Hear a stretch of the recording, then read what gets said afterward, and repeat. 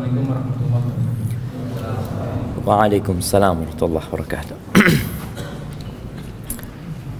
Innal hamdalillah nahmaduhu wa nasta'inuhu wa nastaghfiruh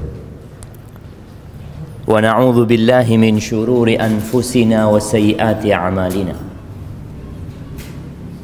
Sungguh segala puji itu hanya milik Allah. Kita senantiasa memuja dan memujinya. Meminta pertolongan juga hanya kepada Allah. Memohon ampun atas dosa-dosa, kesalahan-kesalahan yang hampir tidak pernah berhenti kita lakukan. Dan kita juga berlindung kepada Allah dari kejahatan jiwa kita yang senantiasa membisikkan perkara-perkara yang buruk. Dan kita juga berlindung kepada Allah dari keburukan amal kita. Jadi kemarin hari Rebu itu dikenal dengan Rebu apa? Rebu Wekasan. Diyakini bahwa Rebu itu tempat turunnya bala. Sebenarnya yang menyebabkan bala turun itu adalah dosa. Jadi kita berlindung kepada Allah dari kejahatan jiwa kita dan keburukan amal kita. Berkaitan dengan Rebu Wekasan, Rasulullah SAW mengatakan la safar. Enggak ada keyakinan sial dengan bulan Safar, itu enggak benar. Semua bulan adalah bulan kebaikan, hanya saja sebagian bulan itu lebih baik dari bulan yang lainnya. Man yahdillah fala mudhillalah. Barang siapa yang diberi petunjuk oleh Allah, maka tiada satupun yang dapat menyesatkan. Kita ini perlu bersyukur sama Allah bisa hadir di masjid ini. Berapa banyak saudara-saudara kita yang sudah kita ajak, yang sudah kita seru, kita dakwain, kita doakan, tapi sampai hari ini dia belum dapat melangkahkan kakinya ke rumah Allah Azza wa Jalla. Semoga Allah memberikan hidayah kepada mereka. Wa may yudlil fala hadiyalah, dan sebaliknya siapa yang disesatkan maka tiada satupun yang dapat berbagi petunjuk dengan dia. Asyhadu an la ilaha illallah wa asyhadu anna Muhammadan abduhu wa rasuluh sallallahu alaihi wa ala alihi wa ashabi ajma'in, amma ba'd. Yang pertama minta maaf atas sporan jemaah, atas jadwal yang berubah-berubah. Jadi kemarin ana vaksin ya. Vaksin yang kedua, vaksin Moderna, nggak dalam bayangan ana. Tadi malam itu panas badan. Maghrib ana sudah minum paracetamol. Jam 12:30 malam itu bangun, nggak bisa tidur udah. Badan itu ngeronyo ya. Allahu Akbar. Ana kasih satu lagi subuh agak enakan. Ana mau ana batalkan tadi, tapi subhanallah ana telepon Naim tidak diangkat. Coba diangkat tadi ambus tak dia tenggak patokan gitu lah. Tapi tak diangkat, terus Naim yang telepon, akhirnya tak nyaman gitu lah mau batalkan. Tapi alhamdulillah, semoga itu jadi penghapus dosa dan pengangkat derajat kita semua jemaah. Ahibati fillah, kita mau bicara tentang rezeki yang menjadi, kalau minum pakai tangan yang bagus. Nah, rezeki ini menjadi kegalauan buat banyak manusia. Ya, kita semua bekerja dalam rangka mencukupi biaya hidup. Yang belum nikah kepingin segera nikah, tapi harus endi pese. Mafi fulus. Siapa yang mau zuatkan jemaah? Walaupun di masa pandemi ini sebagai pelajaran nyata bahwa ternyata walimah itu nggak butuh fulus banyak. Sampai sempat ketika pemerintah melarang di awal-awal itu walimah di gedung nggak boleh, akhirnya di rumah hanya 30 orang. Masya Allah, kalau satu orang ngabi saya ketebu 1,5 juta, alhamdulillah 1,5 juta. Enggak, petok seket jemaah, tok seket di harim sudah jemaah. Masya Allah. Iya, ini sesuatu yang sebenarnya mudah, tapi kita yang merepotkan diri kita. Yang pernikahan itu harus di gedung, yang pernikahan itu harus nyewa kuade, yang biaya riasnya berapa rias patokannya? Bodoh saya sampai 15 juta. Itu masuk kamar langsung dihapus semua bibin. Subhanallah. Tapi alhamdulillah ada banyak pelajaran dan semoga kita menjadi orang-orang yang dapat mengambil pelajaran. Karena ada orang dikasih pelajaran pakun bahi. Nasallallahu as-salamah.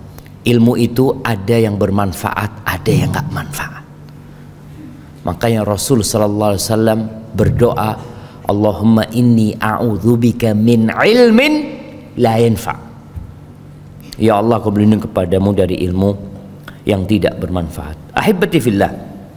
Bicara rizki, dulu ada istilah, yang istilah ini istilah yang sangat buruk sekali, dan sepertinya salah satu hasil pemikiran iblis yang mengatakan cari yang haram aja susah, nyari saya haram susah aja mah. Yang haram susah, apalagi yang halal. Na'udzubillah min dzalik. Ini satu ungkapan yang menunjukkan keputusasaan dia dan buruk sangkanya dia sama Allah Azza wa Jalla. Maka sebagian orang itu berpikir, kalau saya Islamnya Islam beneran, repot nyari rezeki. Ini tak oleh, itu tak oleh. Tapi kalau kita ya menutup mata satu, insya Allah banyak rezeki. Nah, ini juga pandangan yang keliru. Rasulullah sallallahu alaihi wasallam mengatakan, Inna ruhal qudus nafatha fi ru'i. Sesungguhnya Ruhul Qudus, yakni Jibril alaihissalam, itu menghembuskan di hatiku, di jiwaku. Apa katanya? Lan tamuta nafsun. Enggak akan mati. Kita enggak bakalan mati. Siapapun tidak akan mati hatta tastakmila rizqaha. Sampai rizkinya itu sempurna. Jadi nggak ada ceritanya orang mati ternyata dia masih punya rizki di dunia, nggak ada. Orang semua yang mati rizkinya sudah habis. Makanya subhanallah, kadang-kala kita melihat ada orang yang sakit parah jemaah, opnam, nggak sadar, tahu-tahu sadar, sehat, keluarganya bahagia sekali karena aban sehat. Kayaknya kata dokter insya Allah bisa pulang besok udah, kata dia. Itu anaknya datang semua ke rumah sakit, tanya abah kepingin apa abah? Bu abah jitron ya, KS teh. Iya dah, bismillah, beri aki, minum es teh mate. Ada rizki yang belum dia minum, ada rizki yang belum masuk ke perut dia, yang mau tidak mau dia harus bangun dulu dari sakitnya untuk menyelesaikan rizkinya. Subhanallah. Karena Allah berjanji nggak akan orang itu mati kecuali rizkinya udah selesai. Wa ajmilu fit talab. Kata Nabi SAW, fattaqullah wa ajmilu fit talab. Bertakwalah kepada Allah dalam mencari rizki, dan carilah rizki dengan cara yang baik.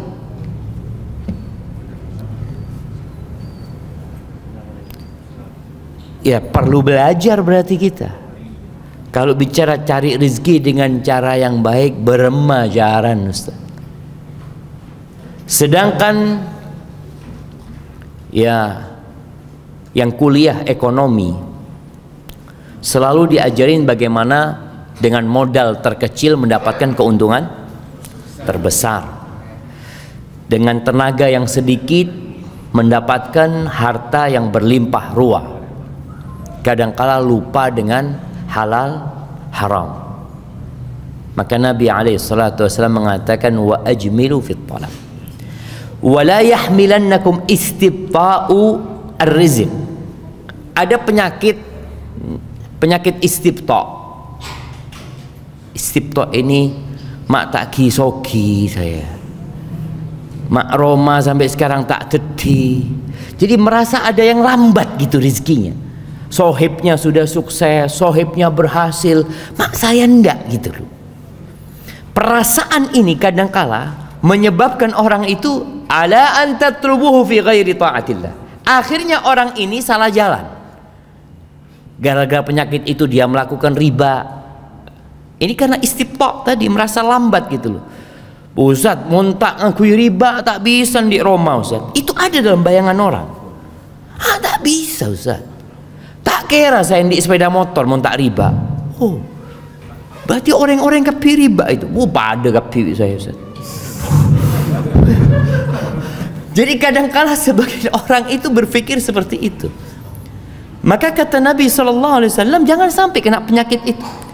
Akhirnya kita salah jalan lagi. Fama indallah la yu'khad illa bi ta'atihi. Yang di sisi Allah itu tidak dapat diraih kecuali dengan ketaatan kepadanya. Jadi ahibati fillah, bicara ekonomi, bicara rizki, kita tahu bahwasanya saya beri rezeki ini siapa? Allah Azza wa Jal. Bukan tempat kerja kita. Dan pandemi ini juga membuktikan berapa juta orang yang di PHK. Ternyata audit ya mah. Kalau pikiran kita PHK mati langsung, tandi rezeki. Enggak. Yang ngasih rezeki bukan tempat dia kerja, bukan perusahaan itu. Innallaha huwar razzaq dzul quwwatil matin. Allah pemberi rezeki. Dialah yang maha kuat dan maha perkasa. Wa fis samai rizqukum wa ma tu'adun. Di mana rezeki kita? Di atas sana jemaah. Dan apa yang dijanjikan kepada kalian? Ahibati fillah, kita tidak hidup sendirian di muka bumi ini. Enggak. Ada banyak semut yang hidup bersama kita. Siapa saya beri rezeki jemaah? Kabilis itu jemaah. Mak ben laku saya acolon entah ke mana aja ini. Pada rezeki itu. Kita lihat burung yang berterbangan. Tiap hari kita lihat. Apakah pemerintah daerah Situbondo ngurusin itu burung? Sebagian orang tidak diurusin, apalagi burung. Ya, coba cukup saya beda Tasik. Siapa saya beri ngakan? Apa departemen perikanan berlaku entar kata saya beri ngakan? Cukup. Saya beda mengabi cukup etase. Bagaimana mereka terus mengeksploitasi. Pernahkah orang-orang berpikir siapa yang ngasih rezeki sama ikan-ikan ini? Allah Rabbul Alamin. Wa ma min dabbatin fil ardi illa 'ala Allahi rizquha. Semuanya yang jamin itu Allah rezeki. Maka agama kita hadir bukan untuk mempersulit cara mencari rizki. Agama kita datang dengan kemudahan. Inna hadzal din yusr. Agama ini mudah, benar-benar mudah kata Nabi SAW. Wa ma ja'ala 'alaikum fid din min haraj. Kata Allah, dia tidak menjadikan kesulitan dalam beragama ini. Subhanallah. Tidak ada. Kalau kita membandingkan yang halal sama yang haram, selalu lebih banyak yang halal. Cobalah. entar ke pasar, siapa kasih fulus 1 juta, belikan 10 barang haram di pasar patokan sini. Kira-kira dia datang bawa berapa barang yang haram? Apa yang ada di pasar saya haram jemaah? Babi mungkin? Tidak ada, tak ada babi. Terus darah dede. Lambuk waktu saya mondok itu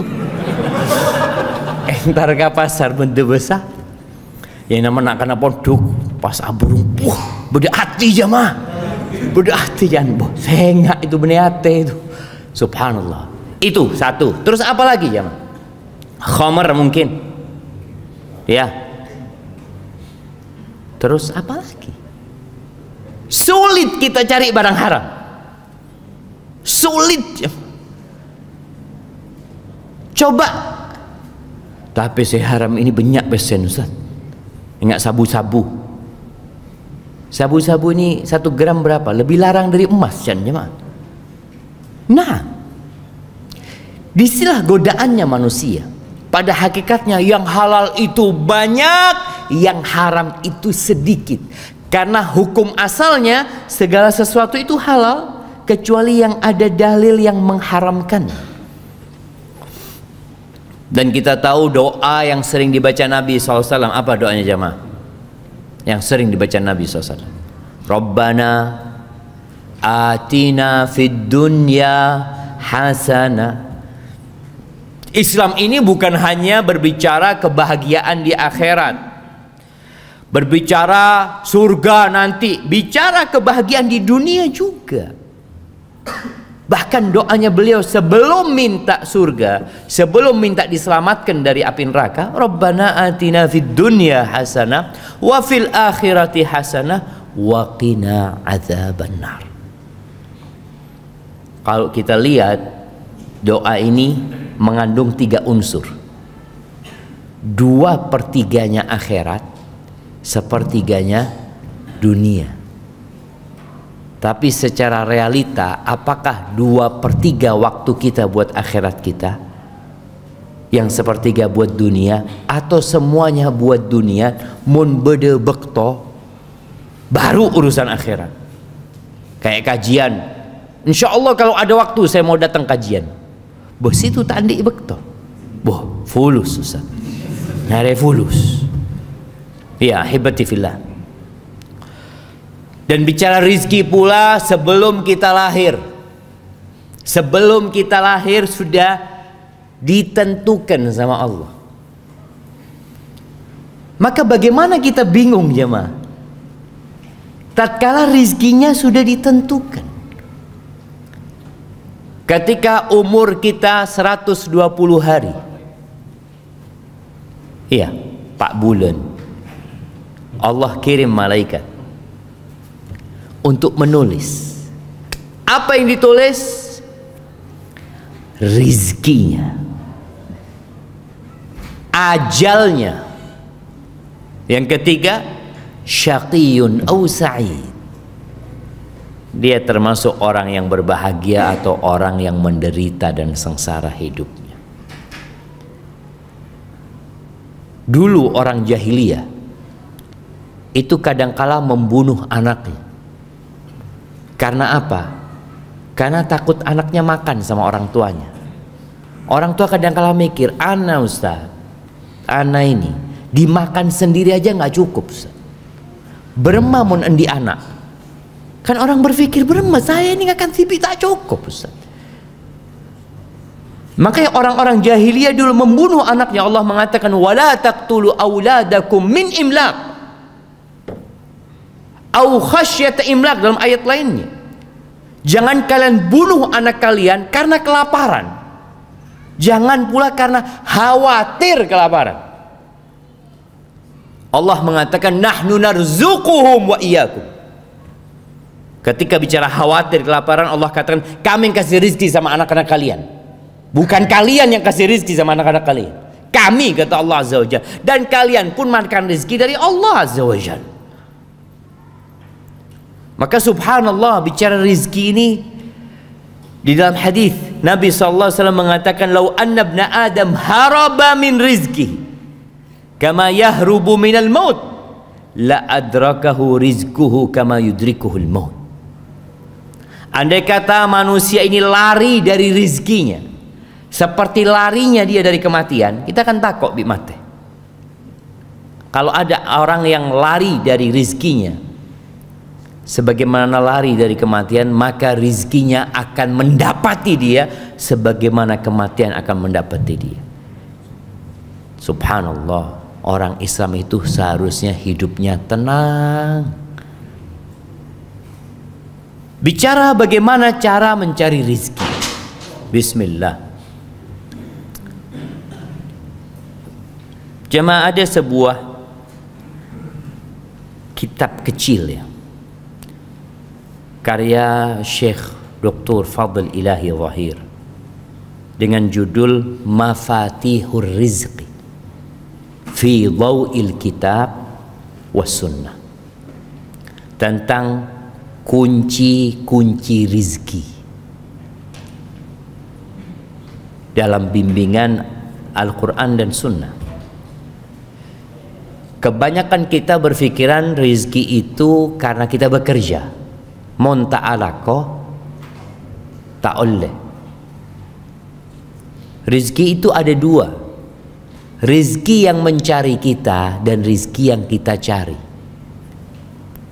Rizki yang mencari kita contohnya apa? Beda saya telepon, Kak Abbas, Masya Allah, Bas saya transfer 50 juta hadiah, Masya Allah.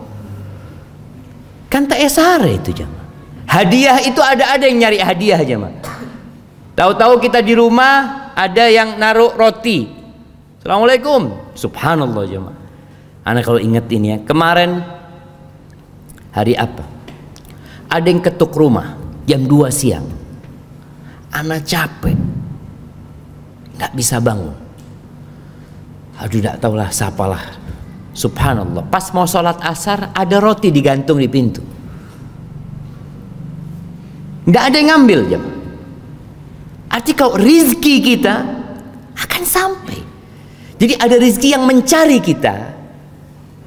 Enggak warisan, dicari apa mencari warisan jemaah? Mak tak temate abah ini ya. Ada ceretan bicara. Tahu-tahu anaknya mati duluan sebelum bapaknya. Banyak kayak gitu kita lihat. Yang dia berharap pembagian rezeki tapi ternyata dia mati duluan.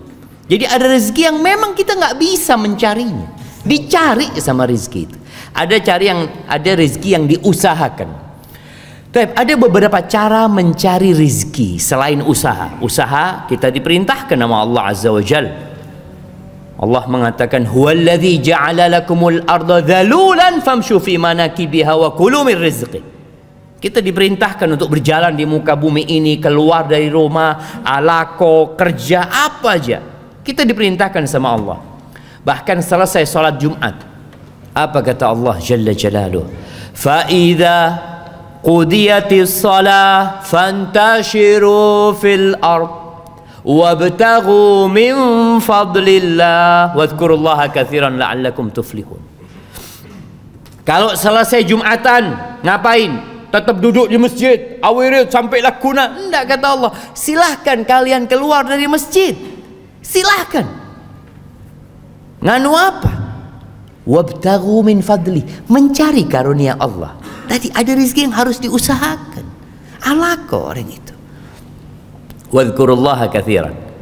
Tapi jangan lupa, kalian harus sering ingat sama Allah, memperbanyak zikrullah agar kalian beruntung. Baik. Di sini disebutkan ada 10 kunci rizki, atau ana tambahkan 11. Yang pertama, istighfar dan tobat. Yang kedua, bertakwa kepada Allah.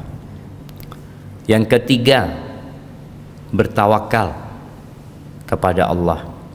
Yang keempat, konsentrasi ibadah, fokus ibadah buat Allah.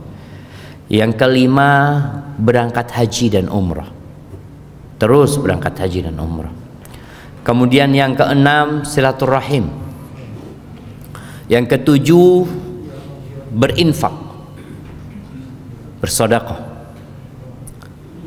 Yang kedelapan, berinfak atau membiayai para penuntut ilmu,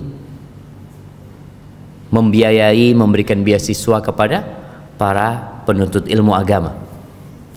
Yang kesembilan, berbuat baik kepada orang lain, khususnya orang-orang yang lemah. Yang kesepuluh, beliau menyebutkan hijrah di jalan Allah Jalla Jalaluh. Dan yang ke-11, berdoa, memohon kepada Allah Azza wa Jalla. Baik, entah apakah kita bisa membahas semuanya, kita lihat waktunya. Yang pertama, kalau bicara istighfar dan bertobat, apa artinya istighfar? Memohon ampun, bertaubat kepada Allah. Kalau istighfar itu astagfirullah, astagfirullah, astagfirullah. Bertobat itu ada syaratnya. Apa syaratnya tobat? Bukan sekedar ucapan, tapi harus ada penyesalan atas dosa yang dilakukan. Setelah menyesali perbuatan dosa itu, syarat yang kedua, meninggalkan perbuatan dosa itu. Karena ada orang meninggalkan perbuatan dosa bukan karena menyesal, tapi karena pandemi, karena takut bi corona.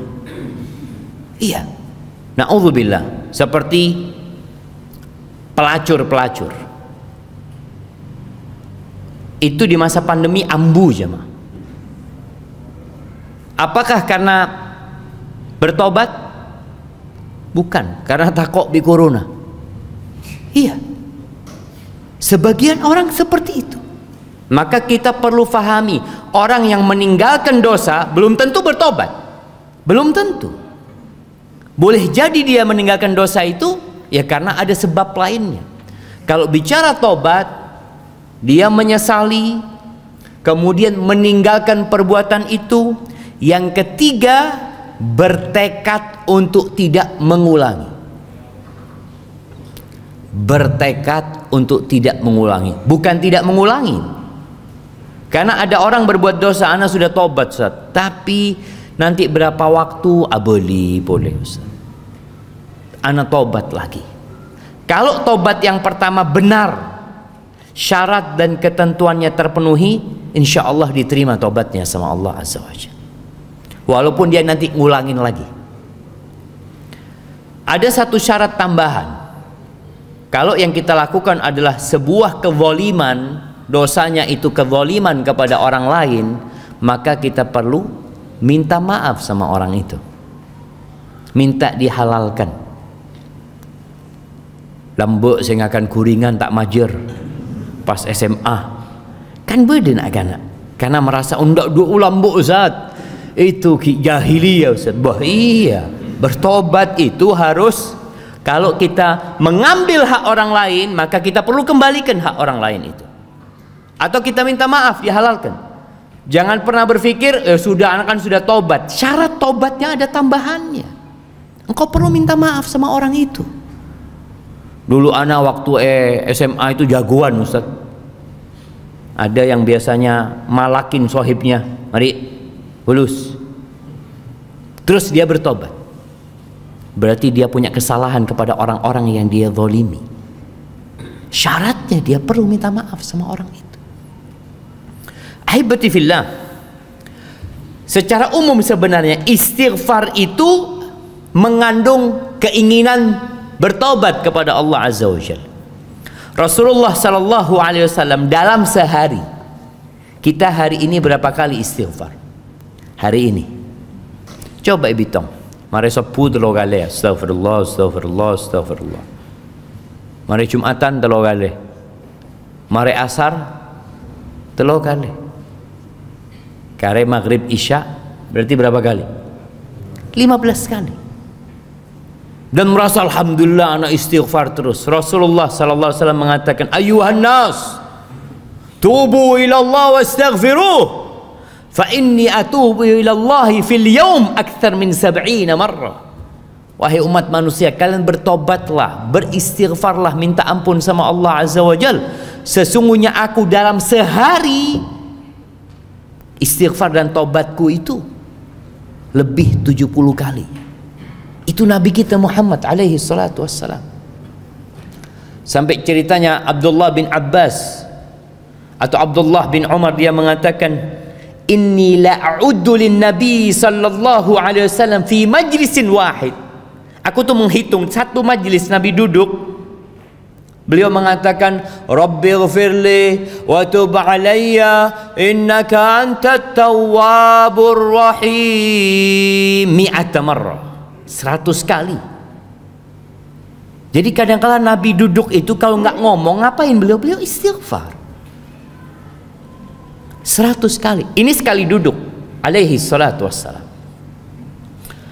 Dan bagaimana istighfar menjadi pintu rizki atau kunci pembuka rizki. Allah Jalla Jalaluh berfirman di surat Nuh. Jadi Nabi Nuh ketika berdakwah ada yang namanya targhib wa tarhib. Bagaimana memotivasi orang itu untuk kembali kepada Allah dengan memberikan janji-janji yang indah dan dengan memberikan peringatan. Di antara yang diucapkan oleh Nabi Nuh, ya Allah jemaah, berapa tahun Nabi Nuh berdakwah jemaah? 950 tahun. Itu dakwahnya, bukan umurnya. Itu dakwahnya. Berapa orang yang masuk Islam dari umatnya Nabi Nuh? Berapa jemaah? Nah, kata Allah, wa ma amana ma'ahu illa qalil. 950 tahun tidak beriman kepadanya kecuali qalil, sedikit ya. Ibnu Abbas menyebutkan 80 orang cuma. 80 orang. Kalau tiap tahun dapat 1 orang, seharusnya 950 orang. Ini 950 tahun dapatnya 80 orang. Tiap berapa tahun nambah 1 orang saja? 15 tahun kira-kira. Allahu Akbar. Di antara yang Nabi Nuh katakan kepada mereka di surat Nuh ayat 10 sampai 12, faqultu astaghfiru rabbakum innahu kana ghaffara. Aku katakan kepada mereka, wahai Rabbku, minta ampunlah kalian kepada Rabb kalian. Allah itu Maha Pengampun. Allahu Akbar. Iya, di antara nama Allah itu Ghaffar, Ghafur, Ghafiridz dzamb wa Qabilit taub. Wallahi kalau kita datang menjumpai Allah dengan sepenuh bumi ini dosa, lalu kita minta ampun, diampuni nggak sama Allah Azza wa Jalla? Diampuni. Maka Nabi Nuh berusaha untuk menyentuh hati orang-orang yang sudah ratusan tahun menolak dakwahnya. Kalian minta ampun, Allah ampuni dosa kalian. Bagaimana Amr bin As ketika dia masuk Islam? Amr bin As ini termasuk tokoh yang menghambat jalannya dakwah sebelum dia masuk Islam. Sampai ketika sahabat Nabi hijrah ke Habasyah, Amr bin As datang ke Najasyi. Dia meminta kepada Raja Najasyi untuk mengembalikan orang-orang muslimin ke Mekah. Itu Amr bin As. Sampai seperti itu jahat. Ketika dia masuk Islam, dia mengatakan kepada Rasul SAW, ya Rasulullah, aku mau masuk Islam tapi punya syarat. Apa syaratmu? Syaratku Allah ampuni yang telah berlalu. Subhanallah. Takut Amr bin As. Mun saya masuk Islam, dosa saya pak kune catet selambok. Ya dia tahu dia punya dosa besar gitu. Maka Nabi SAW mengatakan, awa alimta ya Amr annal Islam yajubbu ma qablah wat taubata tajubbu ma qablaha. Amar, engkau tahu nggak Islam itu menghapuskan yang dulu. Jadi nol ketika engkau masuk Islam, dan taubat itu menghapuskan yang telah lalu. Kemudian kata Nabi Nuh, yursilis samaa alaikum midrara. Allah akan kirimkan kepada kalian air hujan yang terus-terusan dan bermanfaat buat kalian. Itu kalau kita banyak istighfar, Allah kirimkan air hujan.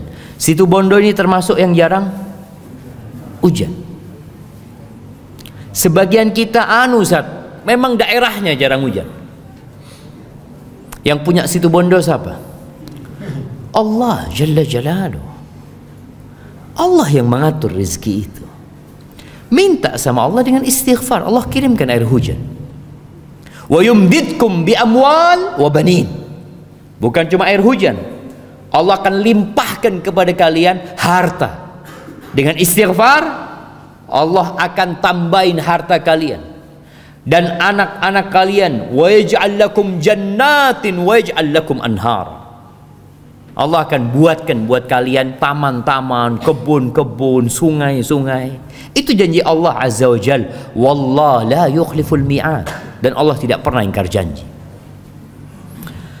Ahibati fillah, disebutkan bahwa Umar bin Khattab, ana izin minum dulu jemaah. Bismillah.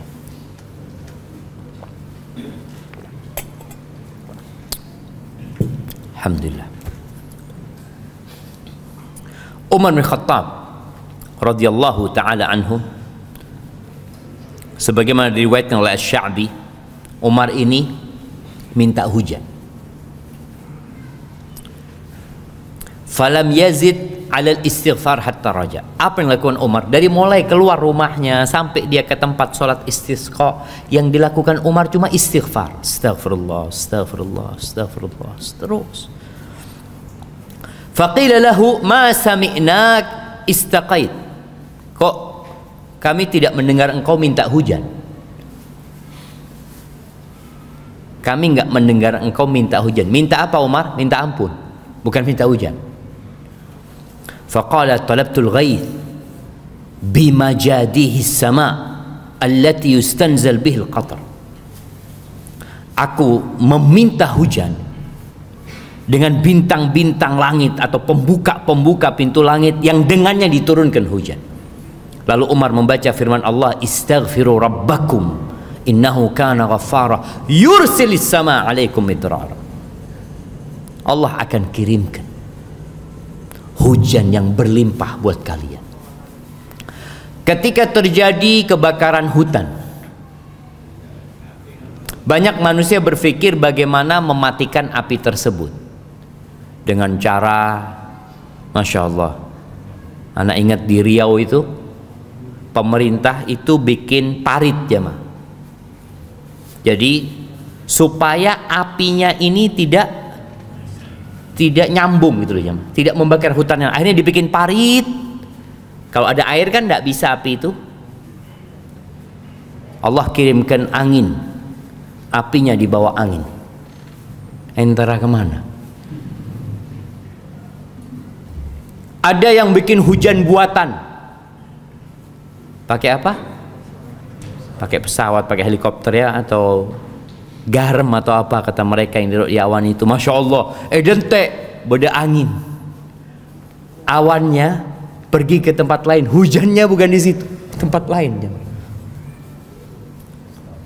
Kita harus sadar, Allah huwar razzaq. Allah yang ngasih rezeki, Allah yang menurunkan hujan.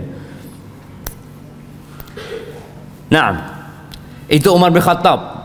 Bagaimana dia beristighfar ketika dia minta hujan. Al-Imam Al-Qurtubi menyebutkan cerita dari Ibn Sabih bahwa ada seorang yang mengeluh kepada Hasan Al-Basri, seorang tabi'in. Dia mengeluh kemarau panjang. Faqala lahu istaghfirillah, kau minta ampun sama Allah. Mengeluh kenapa? Kemarau, disuruh minta ampun. Wa syaka akhar ilaihil faqr. Satu lagi ngomong, aku nih miskin. Sulit hidupku. Ekonominya benar-benar berat. Apa kata Hasan Basri? Istaghfirillah. Datang lagi satu orang mengatakan kepada Hasan Basri, Ud'ullah ayyarzuqani waladan. Doakan, mohonkan sama Allah agar Allah memberikan anak kepada aku. Faqala lahu istaghfirillah.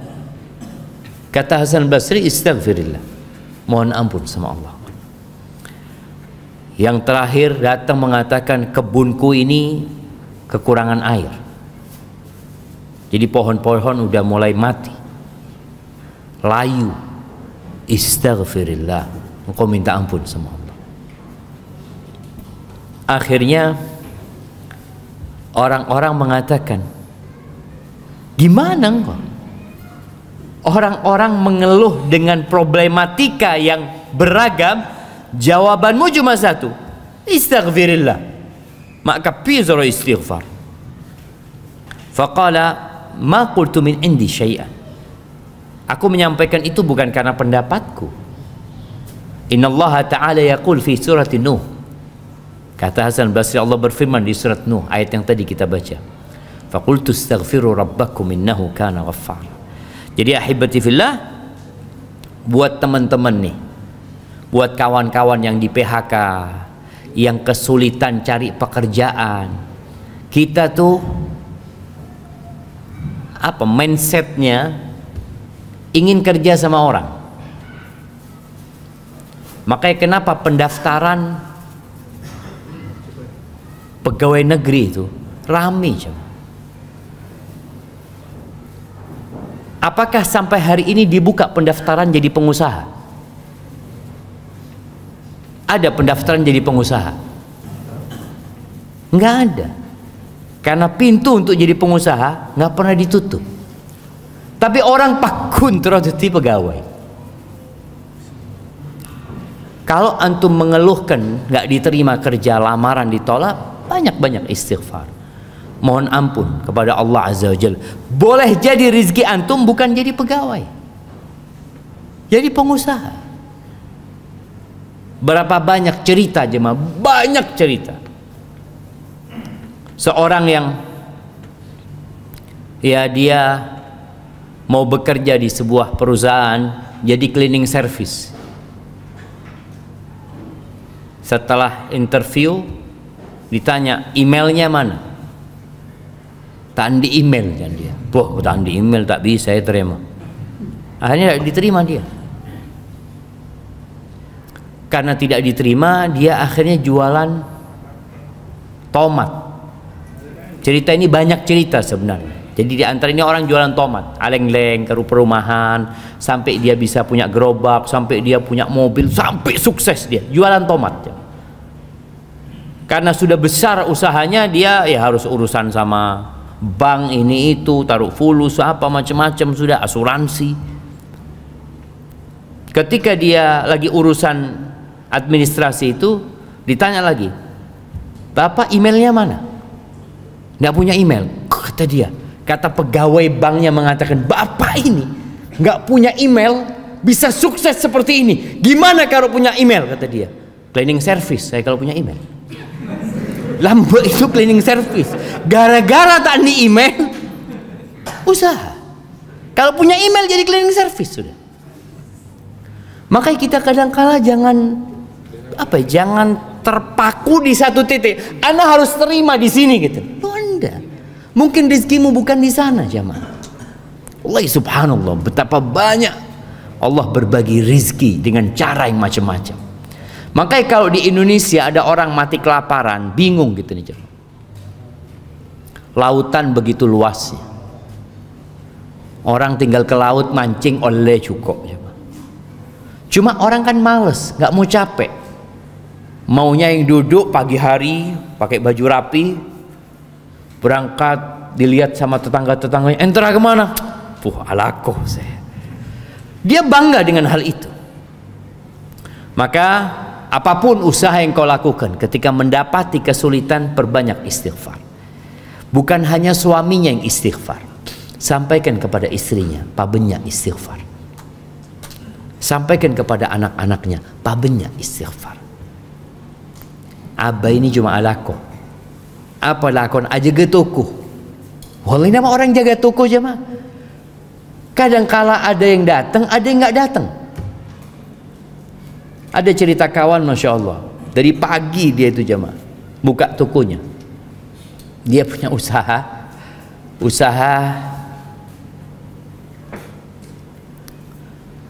ngepres ya, ngepres pelek-pelek yang apa? Yang ketabrak apa gitu ya. Dia cerita sama Ustaz, ana nunggu dari pagi Ustaz. Biasanya jam 5 ana tutup Ustaz. Tidak ada orang datang Ustaz. Jam 5 itu ana mau tutup, datang orang. Bisa ngepres kata dia. Apa ana ngomong, sampean sing tak enteni. Dia nunggu rezeki datang jemaah. Apa yang bisa dilakukan? Pada masa penantian rezeki itu perbanyak istighfar. Bener main game. Ada ente itu ku main game sampai level berempah. Bener cekin saya tambah. Pulusan tak ada. Maka perbanyak istighfar. Ya Ustaz, munta'ala kau beremak. Istighfar sudah. Jangan disalahkan istighfarnya. Kita bicara ini salah satu kunci rizki. Dalam sebuah hadis yang diriwayatkan Ibnu Abbas. Hadis ini sanadnya diperselisihkan oleh para ulama kesahihannya, tapi maknanya sahih. Sebagian mensahihkan hadis ini. Man aktsaral istighfar. Barang siapa yang memperbanyak istighfar, ja'alallahu lahu min kulli hammin faraja. Allah akan jadikan buat dia solusi untuk semua perasaan gundah, akan hilang semua kegundahan dan kegalauan dari hatinya. Wa min kulli dhiqin makhraja, dan dari semua kesulitan akan Allah berikan jalan keluar buat dia. Wa razaqahu min haitsu la yahtasib, dan Allah akan kasih rezeki dari arah yang tidak disangka-sangka. Baik, itu yang pertama. Yang kedua, bertakwa kepada Allah Azza wa Jalla. Wasiat takwa ini insya Allah kita sering mendengarkan. Hampir setiap khatib Jumat itu mewasiatkan untuk bertakwa kepada Allah Azza wa Jalla. Membacakan firman Allah, ya ayyuhalladzina amanu taqullaha haqqa tuqatih, ya ayyuhan nasu taqu rabbakumul ladzi khalaqakum min nafsin wahidah, ya ayyuhalladzina amanu taqullaha wa qulu qawlan sadida. Wasiat untuk bertakwa kepada Allah Azza wa Jalla. Dan takwa ini mungkin yang paling ringan definisinya apa? Melaksanakan perintah Allah, menjauhi larangannya. Bagaimana kita akan dapat melaksanakan perintah Allah dan menjauhi larangannya kalau kita nggak pernah belajar? Kebanyakan kita ini Islamnya keturunannya. Paan Islam, anaan Islam, alhamdulillah. Orang kadangkala kalau bekerja dia yang penting anak tidak makan hak orang lain. Wah, dentek ada. Ada banyak perintah-perintah Allah yang berkaitan dengan masalah ekonomi. Ada. Sebagian orang ketika dia utang riba, Ustaz, saya dosa itu kan yang ngeribakan itu Ustaz. Saya ini susah Ustaz. Pinjam fulus 1 juta, majer 1.100.000. Yang dizolimi siapa? Kan saya zolimi Ustaz.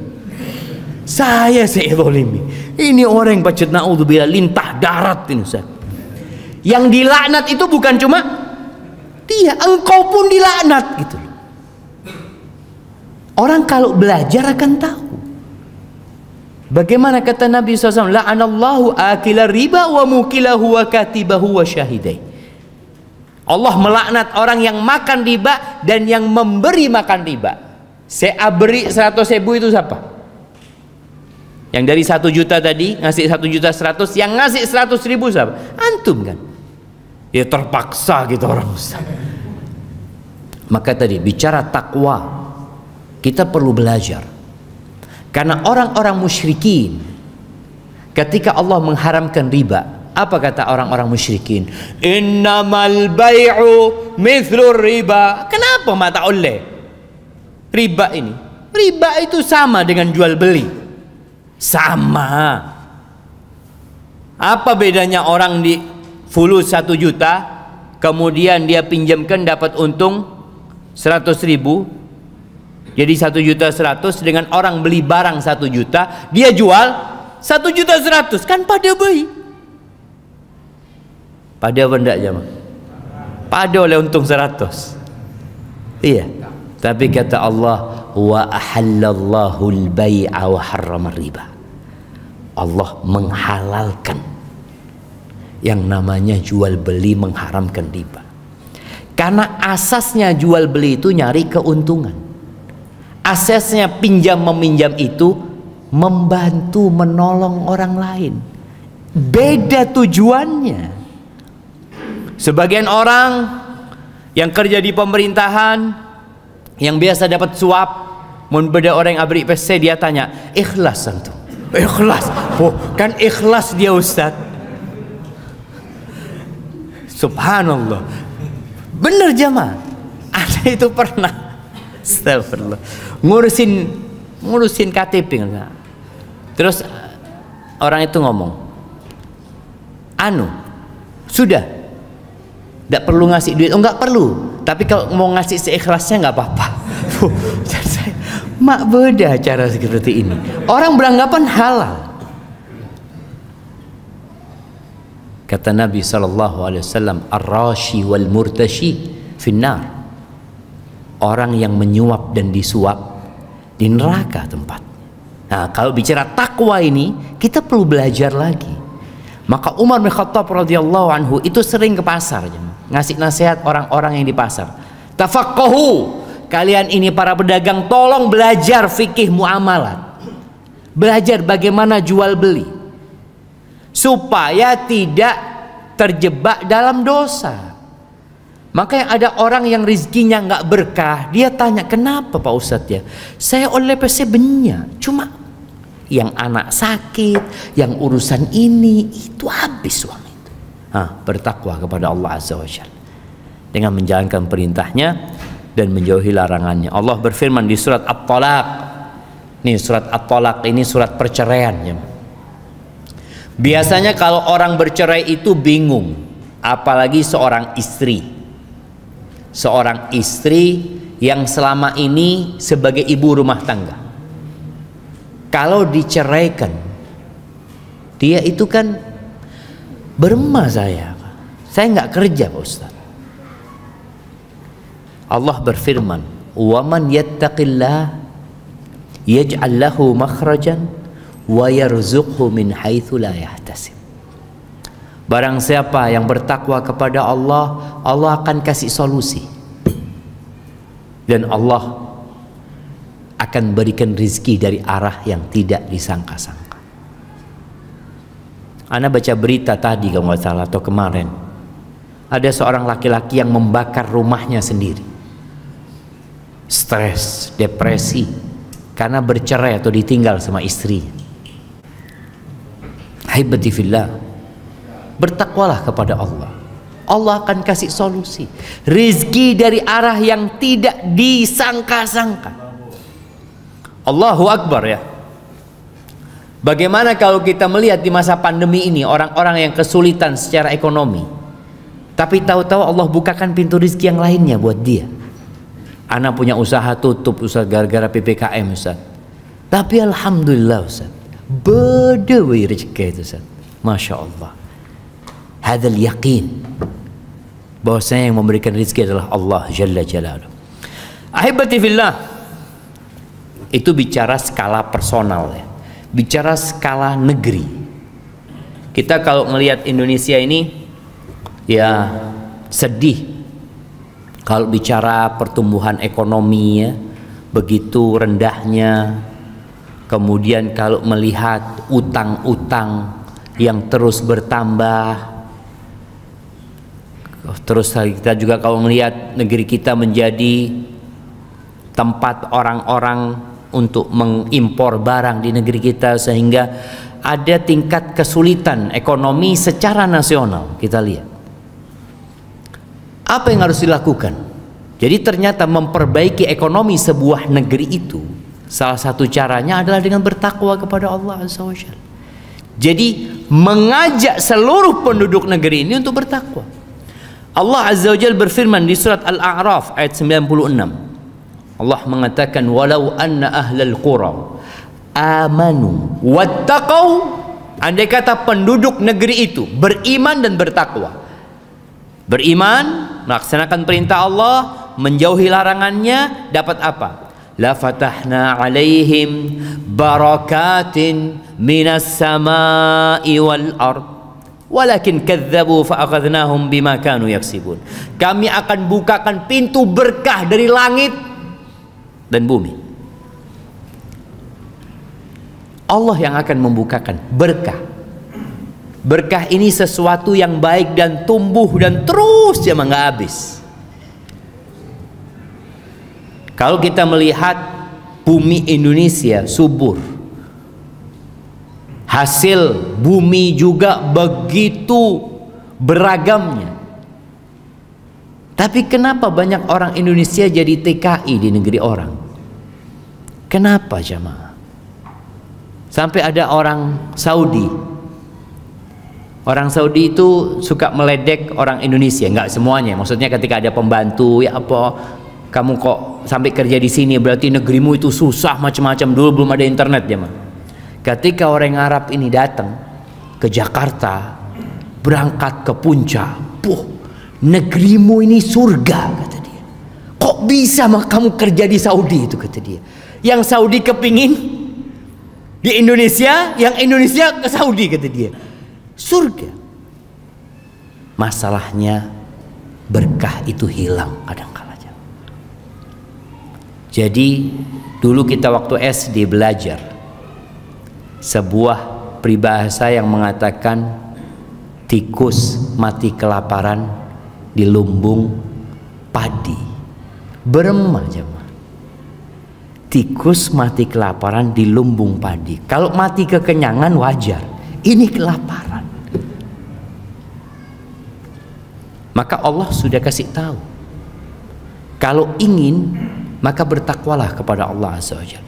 Ahibati fillah, ada sebuah negeri di Yaman sana. Ini saya orang-orang Arab, siapa yang pernah ke Yaman?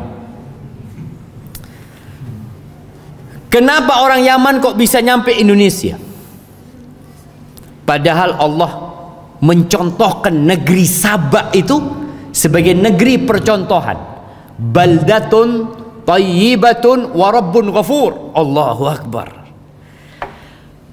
Jadi negeri Sabah itu kanan kirinya kebun. Kayaknya di Indonesia belum ada kayak gitu. Jadi orang di jalannya kanan kirinya semuanya kebun-kebun. Kalau kita mungkin sawah ya, ada sawah. Tapi kalau kebun harus dijagain, mendak elang kepi, harus dipagerin. Mereka itu masya Allah makmur sentosa. Kalau mau panen buah, mereka tinggal naruh keranjang jalan penuh yang namanya keranjang buah mereka. Fa'arafu. Tapi mereka tak ngedi-ngaki. Dikasih nasihat, dikasih peringatan, suruh beribadah, suruh bertakwa. Allah kirimkan tikus, ya, perak tikus. Mereka punya bendungan. Tikus itu tuh ngerogotin bendungan hancur. Gara-gara apa? Tidak bertakwa kepada Allah Azza wa Jalla.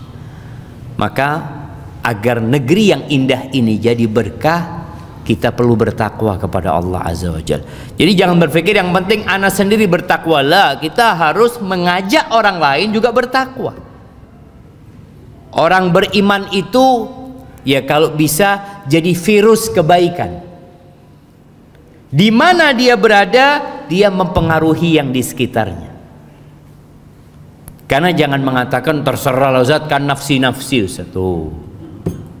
Kalau bicara nafsi-nafsi, istrinya Nabi pernah bertanya kepada Nabi SAW, anahliku wa fina salihun, apakah kita akan binasa, akan turun azab yang menghancurkan, padahal di tengah-tengah kita banyak orang soleh? Qala na'am, iya. Idza kathural khabath, kalau banyak terjadi kemungkaran, banyak terjadi kekejian, ada pembiaran, maka azab Allah turun bukan hanya kepada pelaku dosa, negeri itu pun akan mendapatkan azab Allah. Walhamdulillah, anda lihat Situ Bondo ini sudah perkembangan semakin bagus. Lombok nggak tahu sekarang jemaah, kayaknya berubah. Sungai-sungai itu banyak orang mandi telanjang. Sekarang sudah tidak ada kan? Nah, anda tidak tahu. Sudah habis. Bah, karya sekuni. Alhamdulillah. Ya alhamdulillah, artinya kan kita bersyukur kepada ada perkembangan. Dulu biasa aja mah. Padahal ustaz beda, kiain beda, santrena banyak. Kok ada pembiaran seperti itu? Oh, masalah khilafiyah. Apaan saya khilaf? Orang mandi abengkang itu khilaf mana? Tak ada khilaf masalah. Subhanallah jemaah. Astagfirullah. Baik. Itu bicara bertakwa kepada Allah Azza wa Jalla. Di antara makna takwa itu adalah mengingat Allah, tidak melupakannya, kemudian bersyukur kepada Allah, tidak kufur kepadanya, taat dan tidak durhaka kepada Allah. La in syakartum la azidannakum. Kalau kalian bersyukur pasti aku tambah. Sebagian orang mengatakan, ya Ustaz, ana ini pakun Ustaz, bersyukur sudah alhamdulillah, sholat duha, sholat malam, pusoh pertama gitu orang Ustaz, tapi pakun receken 2 juta Ustaz sebulan. Tambahannya di mana? Disinilah ada tambahan yang tidak terlihat jemaah. Tambahan berkah. Antum rezekinya seakan-akan tetap 2 juta, tapi antum tidak sakit-sakitan. Di sini seharusnya kalau antum dikasih sakit-sakitan 2 juta kali 1,5 juta. Obus, bisa obus 2 juta itu. Iya cuma artinya kita tetap yakin ada tambahan Allah Azza wa Jalla di rezeki itu. Masya Allah. Ada orang ya minum susu benih beres, murus. Ada orang seperti itu. Baik. Kunci rezeki yang ketiga bertawakal kepada Allah Azza wa Jalla. Masya Allah. Bismillah. Alhamdulillah. Apa artinya tawakal? Kalau kita melihat definisi tawakal, para ulama itu memberikan Masya Allah macam-macam, tapi intinya bergantungnya hati kepada Allah, yakin sama Allah, athiqatu billah wal i'timad alaih, yakin sama Allah dan menyerahkan sama Allah, serahkan sama Allah. Itu yang namanya tawakal. Tawakal ini amalan fisik apa amalan hati? Amalan hati. Maka jangan ditabrak-tabrakan sama usaha. Tawakal, ya sudah saya tawakal itu ada Allah Ta'ala kok. Wah, enggak. Tawakal itu amalan hati. Walaupun engkau punya uang 1 miliar, jangan tawakal kepada uangmu. Jangan mau aman kita yang beda tabungan 1 miliar. Oh, itu berarti mulai bergantung kepada fulusnya. Allah bisa jadikan 1 miliar itu hilang. Kita punya dompet bawa fulus, ya apa? Aman, banyak pesen saya. Depak ka berung, elang dompet tak. Mungkin terjadi. Tapi serahkan sama Allah. Ini kita pakai masker. Beda saya tak maskeran, beda saya ngakui masker. Saya ngakui masker itu saat lemah tawakalnya. Tawakal itu amalan hati, bukan amalan fisik. Fisik tetap kita prokes ya, kita berusaha untuk jaga jarak. Tapi kita lihat ya, Nabi SAW pernah mengatakan la adwa. La adwa, nggak ada penyakit menular. Jangan sahabat beremah ini. Ya Rasulullah, tapi itu ceretan onta-onta saya sakit. Kalau dikumpulkan sama yang sehat, sakit kapi ya Rasulullah.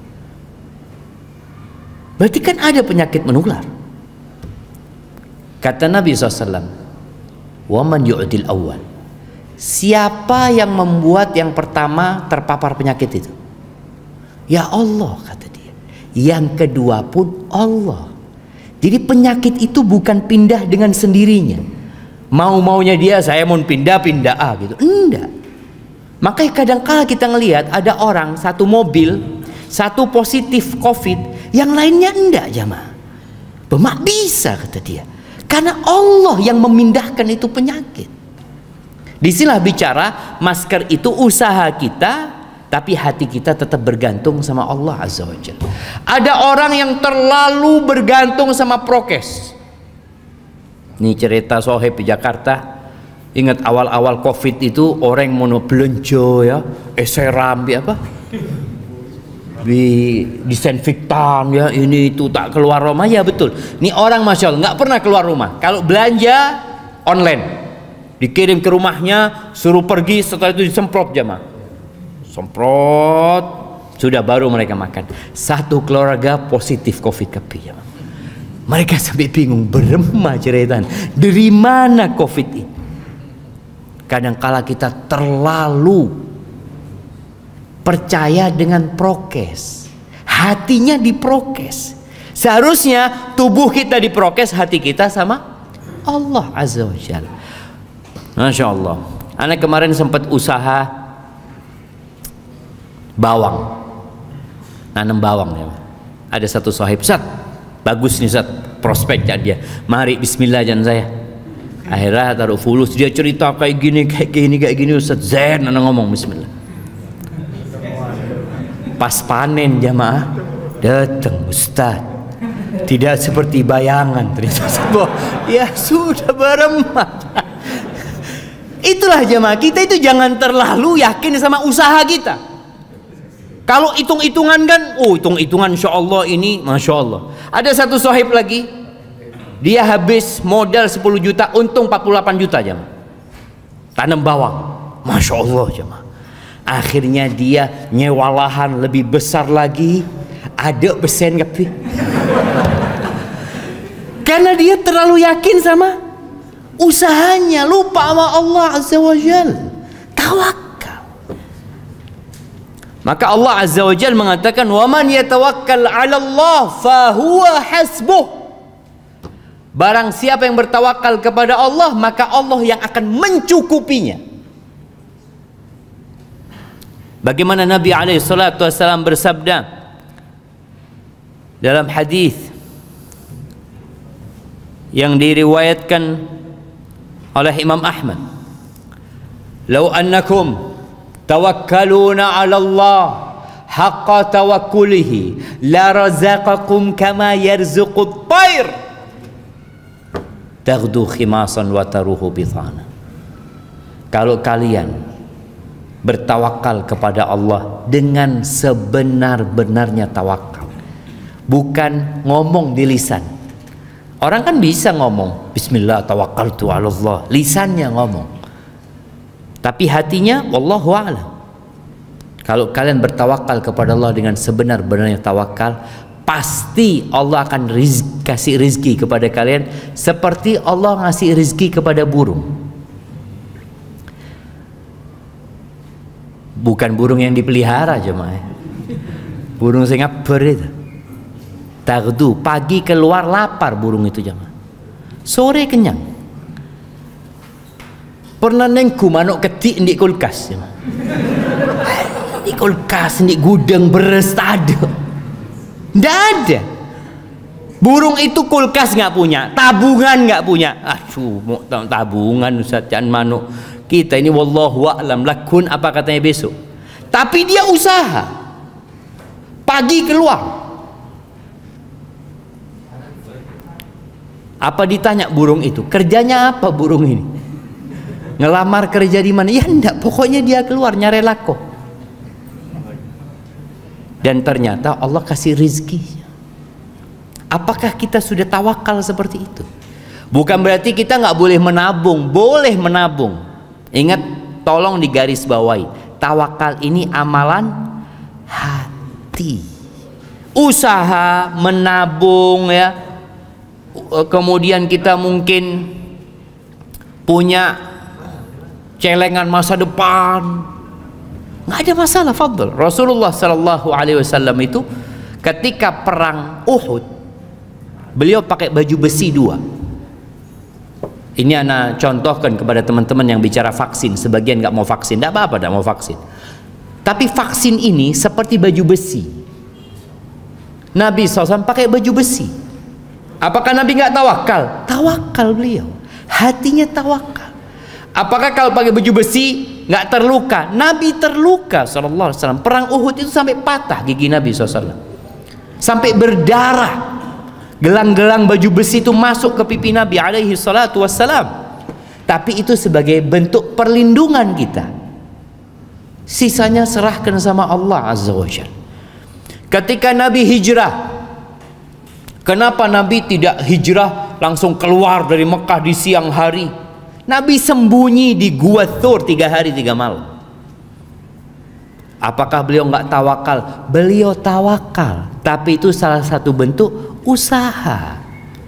Allah ingin mengajarkan kepada umat manusia agar mereka terus berusaha.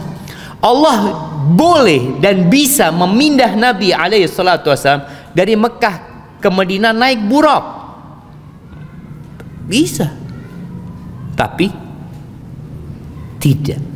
Ini untuk menunjukkan tetap kita usaha dan hati kita berserah diri kepada Allah Jalla Jalaluh. Baik, ahibati fillah. Kemudian yang keempat, tafarruq, fokus ibadah.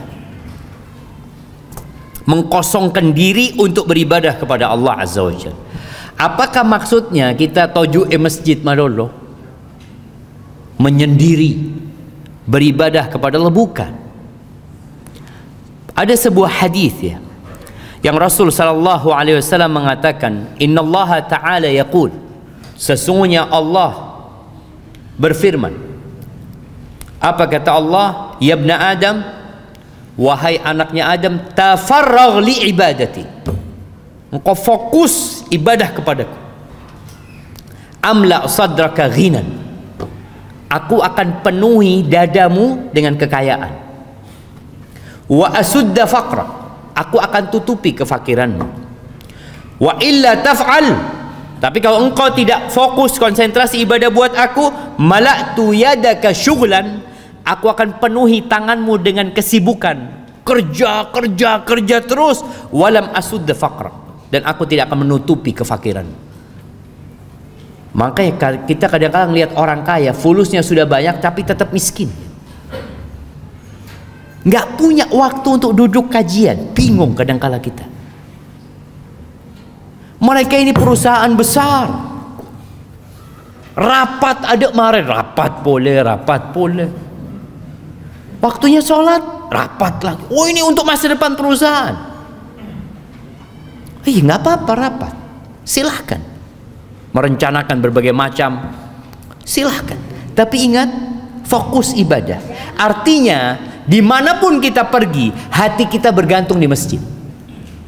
Mau kita entar ke pasar, mau kita entar ke kantor, kemanapun, hati kita berada di masjid. Fokus beribadah kepada Allah Azza wa Jalla. Dan tatkala kita sholat, cek mekere tekengan. Orang ini kan seharusnya di pasar mikirkan ibadah. Ketika ibadah jangan mikirkan pasar. Tafarrau, udah waktunya sholat, khusyuk udah. Ketika kita beribadah kepada Allah dengan cara seperti ini, di sini Allah akan berikan karunia-Nya.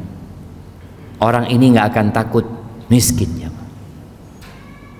karena Allah sudah jamin buat dia. Bahkan kata Nabi SAW, irda bima qasamallahu lak, ridhalah engkau dengan apa yang Allah berikan kepadamu, engkau akan jadi orang paling kaya. Ridha dengan apa yang Allah berikan, akan jadi orang paling kaya. Di sini Allah akan jadikan kekayaan di hati, karena kekayaan itu bukan dengan banyaknya harta benda, enggak. Laisal ghina an kathratil arad, walakinnal ghina ghina nafs. Kekayaan yang sebenarnya kekayaan hati. Mak sudah berdeseka tondu, berdeseka tedung ya mah. Bukan Ustaz. Kan katanya fokus, konsentrasi. Ini salah satu bentuk bagaimana menyerap ilmu supaya langsung ke hati ya mah. Baik, ahibati billah. Kemudian ya 10 menit lagi kita masuk ke sesi tanya jawab insyaallah. Haji dan umrah. Mengikuti mare haji berangkat umrah. Kan ada orang mengatakan kalau belum haji jangan umrah gitu loh. Umrah, tafadhol. Tapi niat berangkat haji. Karena berangkat haji ini nggak kayak berangkat umrah. Daftar sekarang di situ Bondo ini, daftar sekarang berangkat kapan jemaah? Berapa tahun? 32. Mun umrah Pak Polo jemaah 72 baru berangkat jemaah. Subhanallah. Yaitu yang ONH biasa kan. Kalau yang plus mungkin 5 tahun, 6 tahun atau 7 tahun. Yang punya fulus bisa berangkat tahun ini langsung. Kalau nggak ada corona jemaah. Ya kalau nggak salah ada yang disebut haji furoda itu. Berapa bayarnya? 300 juta. Masya Allah jemaah. 300 juta Ustaz, mau kebe modal kan bisa. Nih hadisnya. Nabi alaihi salatu wassalam mengatakan dalam sebuah hadis, tabi'u bainal haji wal umrah. Ini hadis diriwayatkan oleh Imam Ahmad dan Tirmidzi. Ikutin haji dengan umrah. Bukan haji selesai, saya sudah mariachi sudah, nggak mau berangkat lagi loh. Berangkat umrah. Setelah umrah berangkat haji. Fa innahuma yanfiyanil faqra wadh-dhunuba kama yanfil kir khabathal hadid. Sesungguhnya dua amalan ini, haji dan umrah, itu dapat menghapuskan, dapat menghilangkan kefakiran dan dosa. Jadi dosanya dihapuskan dengan haji dan umrah, kefakirannya dihapuskan. Sebagaimana alatnya pandai besi, al-kir itu, di sini mungkin pakai anu jemaah, pakai apa? Pakai bambu ya. Pandai besi itu kalau mau niup apinya kan, kayak pompanya dari seperti kir ini pompa seperti itu kira-kira. Khabathul wadh-dhahabi wal fiddah. Bagaimana emas itu bisa hilang dari kotorannya, perak itu hilang terpisah dari tembaga dan macam-macam, seperti haji dan umrah menghilangkan kefakiran dan dosa-dosa. Walaysa lil hajjatil mabrura thawabun illa jannah. Nggak ada balasan yang pantas buat orang yang haji mabrur kecuali surga Allah Azza wa Jalla. Jadi orang kalau berangkat haji jangan takut miskin. Jangan perhitungan sama Allah. Gimana perhitungan Bu? Haji ini Ustaz. Itu kalau daftar sekarang berapa daftar yang reguler itu jamaah? 30 juta. 25 dapat kuota itu. Baik, 25. Kan orang kadang kala berpikir Ustaz 25 juta ini mengendap selama 30 tahun Ustaz. Kan orang mikir kayak gitu. 32 tahun Ustaz. Iya. Tapi engkau berdagang sama siapa? Sama Allah Azza wa Jalla. Allah yang ngundang. Ketika Nabi Ibrahim menyelesaikan bangunan Ka'bah, Allah mengatakan kepada Nabi Ibrahim, wa'adzin fin nasi bil hajj. Umumkan kepada orang-orang supaya berangkat haji. Kata Nabi Ibrahim, ya Rabb, anna yablughu sauti. Ya apa suara ana mau nyampai ke mereka gimana gitu loh. Innama 'alaikan nida' wa layyal bala. Engkau tugasmu panggil. Nabi Ibrahim kemudian berdiri di bukit Safa atau di bukit lainnya mengatakan, innallaha farada 'alaikumul hajj fahujju. Allah mewajibkan kepada kalian haji, berangkatlah haji. Suaranya Nabi Ibrahim itu sampai ke seluruh penjuru dunia, sampai kepada yang masih ada di sulbi manusia. Jadi mon beda orang disuruh haji lalu mengatakan belum dapat panggilan Ustaz. Kita panggil Ustaz. Sudah dipanggil, cuma tidak mau datang. Bangun toko, bangun rumah, beli mobil. 25 juta taruh di sana sebagai bukti kalau Anda mau berangkat haji ya. Nanti punya rezeki banyak, berangkat pakai ONH yang plus. Niatkan dan jangan takut berkurang fulusnya jemaah. Subhanallah. Anda masih ingat dengan cerita tatkala jadi reporter di Saudi. Anda dulu sempat kerja jadi reporter, mewawancarai jemaah haji dan umrah. Salah satunya jemaah haji dari mana? Dari Kediri apa Madiun ya, Anda lupa ya. Anda ketemu sama orang tua. Kayaknya ya, orang-orang biasa, bukan orang kaya. Anda tanya, "Bapak udah berapa kali berangkat haji?" Kata dia 3 kali. Masya Allah. No. Semuanya plus. Iya, semuanya ONH plus. Loh kok bisa, gimana ceritanya Bapak ini tertarik untuk berangkat lagi? Iya Pak Ustadz, waktu saya pertama kali berangkat haji, saya ngomong sama istri, nanti kita kalau punya rezeki nggak usah haji lagi dah, kita bangun masjid aja, kata dia. Oh iya, kata istrinya, nggak apa-apa. Akhirnya pulang dari haji itu Allah kasih rezeki sama kita Ustaz. Akhirnya benar, anak nggak berangkat haji, anak bangun masjid, selesai masjidnya Allah kasih rezeki lagi Ustaz. Akhirnya anak daftar haji lagi Ustaz. Karena yang diniatkan sudah selesai. Haji, setelah haji yang kedua, anak ngomong sama istri, nanti kalau kita pulang haji udah nggak usah daftar haji lagi, kalau punya rezeki kita ngaspal jalan di kampung aja biar orang-orang itu enak aja. Bismillah, kata dia. Pulang Ustadz, kita dapat rezeki, kita aspal jalan di kampung, Allah kasih rezeki lagi, kita berangkat yang ketiga. Kita ini berdagang sama Rabbul Alamin. Rabbul Alamin, pemilik langit dan bumi ini jemaah. Ya hamba, innama amruhu idza arada syai'an an yaqula lahu kun fayakun. Baik, barakallahu fik, mungkin itu yang dapat Anda sampaikan.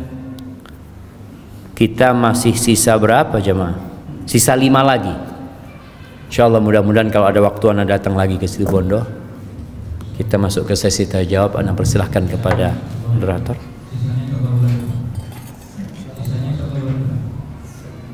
Tahun depan, insyaallah tahun depan.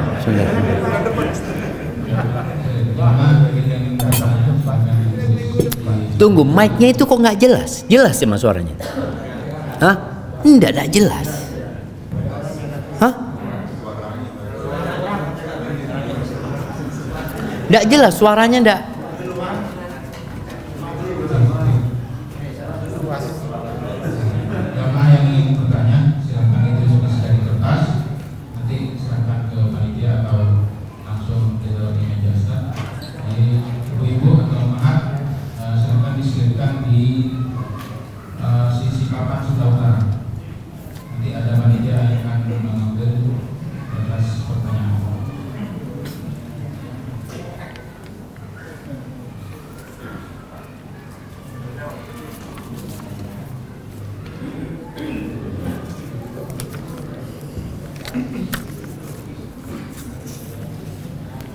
Nah, ini udah ada beberapa pertanyaan yang masuk.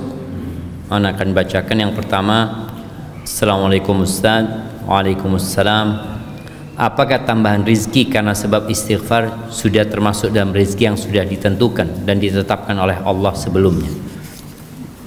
Jamaah rahimakumullah, kita itu tidak tahu dengan rizki kita.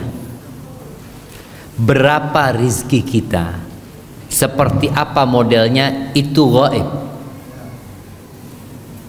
Sehingga tugas kita adalah terus beramal.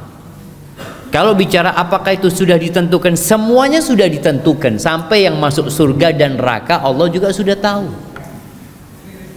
Maka tugas kita adalah melaksanakan perintah Allah, menjauhi larangannya, bersabar ketika terkena musibah. Jadi seorang muslim yakin bahwasanya rezeki itu semua sudah ditetapkan. Bahkan takdir alam semesta ini kayak cerita oleh rezeki apa ini, kamir jemaah. Iya, kamir. Ini kan ini rezeki Yang dicari apa yang mencari jamaah? Yang mencari. Ya antum dicari. Mana fulan? Masya Allah Ustaz saya beri jamaah. Akhirnya tak kajian menjukul Ustaz. Baik, jadi seperti itu. Rizki kalau bicara itu sudah ditetapkan sama Allah Azza wa Jalla. Sehingga tugas kita hanyalah mengamalkan apa yang diperintahkan agar rizki itu datang kepada kita. Begitu pula kalau kita lihat orang yang bekerja. Apakah orang yang bekerja itu akan mendapatkan rizki yang sudah ditetapkan? Iya. Cuma tadi kita sebutkan ada rizki yang mencari, ada yang dicari. Maka disinilah ada rizki yang datang dari arah yang tidak disangka-sangka. Baik, assalamualaikum warahmatullahi wabarakatuh. Ya Ustadz, jarang sekali diriwayatkan pekerjaan Rasulullah SAW setelah menjadi Nabi dan Rasul. Apa yang diusahakan oleh Nabi Muhammad SAW untuk menghidupi hidupnya dan keluarganya? Baik, ahibati fillah. Nabi kita tahu alaihi salatu wassalam melanjutkan perdagangan Khadijah radhiyallahu taala anha. Jadi yang jelas usaha dagang itu terus berjalan. Setelah Nabi menikah sama Khadijah, sebelum menikah kan menjalankan usahanya Khadijah. Ketika menikah, maka itulah yang terus dikembangkan sama Nabi alaihi salatu wassalam. Kemudian kalau bicara usaha Nabi yang lainnya, Nabi dapat pembagian harta rampasan perang. Dapat dari khumus. 1/5 itu yang dikhususkan buat Nabi, yang memang Allah khususkan untuk dibagikan kepada keluarga Nabi, orang-orang miskin. Nabi punya hak dari 1/5 harta rampasan perang. Maka Nabi punya bagian umpamanya Fadak. Di Fadak di Khaybar itu ada tanah yang menjadi milik umat Islam.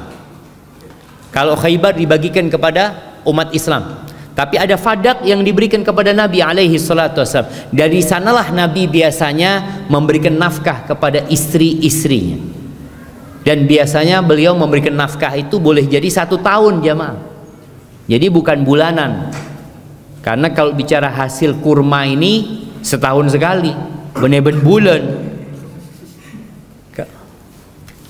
Karena setahun sekali biasanya dari sanalah Nabi memberikan nafkah. Jadi antum kalau mau ngasih nafkah kepada istri boleh jadi tiap bulan, ada yang tiap hari, ada yang ya tiap kali panen mungkin.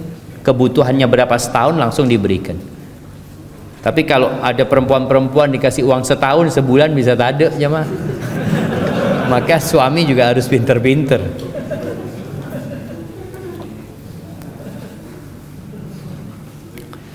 Ada yang berkata anak termasuk rezeki. Jika benar, bagi yang belum punya atau ingin punya anak juga bisa melalui solusi yang telah Ustaz jelaskan. Naam jamaah. Sebagaimana tadi ceritanya Hasan Al-Basri, ketika ada orang yang mengeluh nggak punya anak, maka disuruh istighfar. Dan kita tahu bagaimana para nabi itu diuji nggak punya anak. Nabi Ibrahim. Jadi kalau yang bertanya ini baru menikah 10 tahun, baru menikah 20 tahun nggak punya anak, baru itu. Nabi Ibrahim punya anak pertama disebutkan umurnya umur 86 tahun. Punya anak yang bernama Ismail. Nabi Zakaria, beliau berdoa minta anak tentunya sejak menikah sampai rambutnya menyala dengan uban, sampai tua renta. Beberapa tafsir menyebutkan umurnya 99 atau 100 tahun. Tapi apa kata Nabi Zakaria? Allah mengatakan di surat Maryam, wa ya apa ayatnya? Kaf ha ya ain sad dzikru rahmati rabbika abdahu Zakaria إذ نادى ربه نداء خفيا قال ربي إني وهن العظم مني واشتعل الرأس شيبا ولم أكن بدعائك ربي شقيا. Wahai Rabbku, aku nih sudah lemah tulang-tulangku, rambutku sudah menyala dengan uban. Artinya orang kalau berpikir tidak kira punya anak sudah. Tapi Nabi Zakaria mengatakan walam akun bidu'aika rabbi syaqiyya. Aku nggak pernah merasa melarat sengsara dengan berdoa kepadamu. Yakin Allah akan mengabulkan. Tapi ya Allah kabulkan doanya Nabi Zakaria. Namun Allah kasih ujian yang berat buat Nabi Zakaria. Apa ujiannya? Dia melihat kepala anaknya dipenggal. Minta anak bertahun-tahun, dikasih anak. Melihat anaknya itu kepalanya dipenggal, dihadiahkan kepada pelacur. Allahu Akbar. Di sini kita tahu ujian yang paling berat adalah untuk para nabi. Sehingga buat teman-teman yang belum punya anak ya, berbaik sangka sama Allah. Terus doa minta anak, terus minta doa anak. Pasti dikabulkan, pasti dikabulkan. Pasti dikabulkan. Allah nggak pernah ingkar janji. Ud'uni astajib lakum. Hanya saja bentuk dikabulkannya doa itu satu dari tiga hal. Yang pertama, yang diminta dikasih. Minta anak dikasih. Yang kedua, anak nggak dikasih, tapi diselamatkan dari musibah, petaka, bala yang setara dengan doa yang dia panjatkan. Antum pernah nggak doa supaya nggak ditabrak jemaah? Ya Allah jangan sampai ketabrak truk. Mungkin kita nggak pernah doa seperti itu. Tapi suatu hari tahu-tahu kita selamat dari tabrakan. Ini karena doa yang mana? Boleh jadi karena doa minta anak tadi, tapi anaknya nggak dikasih, diselamatkan dari musibah dan petaka. Jadi kita yakin pasti dikabulkan sama Allah. Yang ketiga, kalau itu nggak dapat, maka doanya itu diwujudkan pahala buat dia di akhirat. Yang di dunia ini fana, tapi yang dikumpulkan di akhirat itu yang akan kekal dan abadi. Ketika Rasulullah SAW menyebutkan ini, apa kata para sahabat? Idzan nukfir. Kalau gitu kita banyak-banyak berdoa. Qala Allahu aktsar. Allah akan kasih lebih banyak lagi, jangan takut. Apa yang di tangan Allah itu nggak pernah berkurang jemaah. Subhanallah. Apakah ada hubungannya rizki dengan ujian? Iya, sangat erat sekali hubungannya. Karena hidup ini adalah ujian. Manusia itu tidak pernah keluar dari ruang ujian. Yang ada pindah ruangan. Jadi ujiannya terus.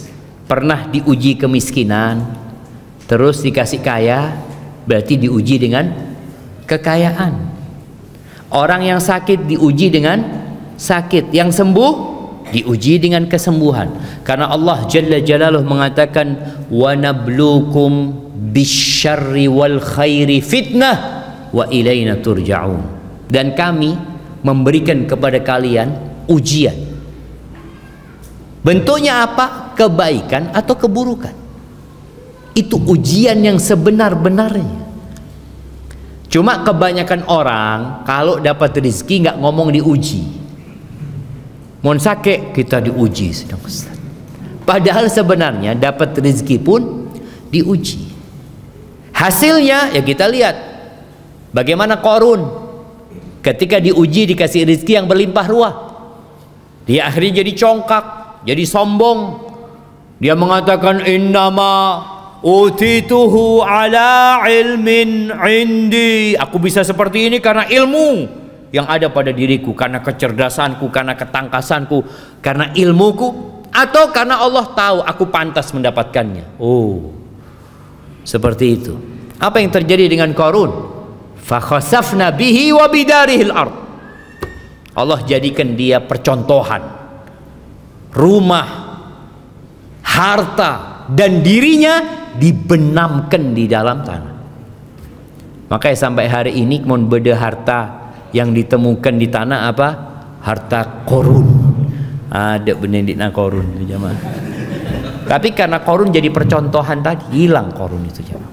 Tapi bagaimana Nabi Daud, Nabi Sulaiman putranya Nabi Daud alaihissalam? Perbedaan antara ujian yang Allah berikan kepada Qarun dengan rezeki yang berlimpah ruah, tapi bagaimana sikapnya Qarun, dan bagaimana Nabi Sulaiman ketika Nabi Sulaiman melihat singgasana Ratu Balqis itu ada di depan dia, jemaah. Dari Sabak sana sampai ke Urshalim, sampai ke Baitul Maqdis dalam waktu yang sangat singkat sekali. Kata Nabi Sulaiman, "Hadza min fadli Rabbi liyabluwani aashkuru am akfur." Ini karunia dari Allah untuk mengujiku. Menyampaikan, ini ujian gitu. Jadi orang itu harus sadar bahwa rezeki yang dilimpahkan itu adalah ujian. Apakah aku termasuk yang bersyukur atau aku kufur? Orang-orang yang nggak beriman, dia itu kalau dapat rezeki, kalau dapat jabatan, ditinggikan kedudukannya, seperti Allah sebutkan di surat Al-Fajr.